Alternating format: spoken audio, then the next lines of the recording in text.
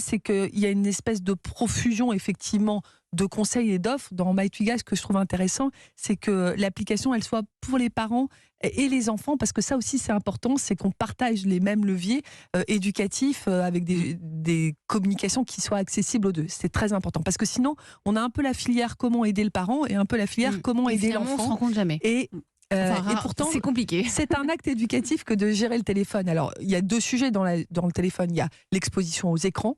J'aurais envie de dire avant 3 ans, pas d'écran, avant 10 ans avec papa ou maman, et après 10 ans, Que pour pas dans la notre- chambre. Pas dans la chambre, par exemple, un critère, hein, pas dans la chambre, c'est quand même très important parce que derrière tout ça, on a le sujet de l'exposition au contenu inadapté.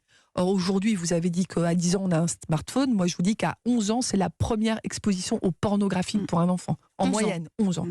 Et quand on parle d'exposition pornographique, on parle donc d'exposition à des images animées, contrairement peut-être à une époque révolue où on était sur des journaux. Là, on est sur des images animées. Une grande violence et évidemment une incidence sur le comportement sexuel des enfants et des ados avec cet élément. Donc oui, la protection numérique. Et merci de simplifier, au moins pour votre applicatif, pour les parents et les enfants, déjà le même support technique, parce qu'on n'est pas tous égaux devant le numérique. Mais ce que je trouve très intéressant, c'est la pédagogie éducative, parce qu'on peut avoir toute la technique, si c'est pas accompagné par une démarche éducative, non seulement ça n'aboutit pas à grand chose et parfois Et à on n'en retient des conflits inutiles. Donc vraiment, chapeau pour ça, cette conjonction entre parents et enfants, et aussi technique et éducative, parce que derrière toute démarche, il y a quand même de l'éducatif, il faut le rappeler. Mais justement, vous avez raison.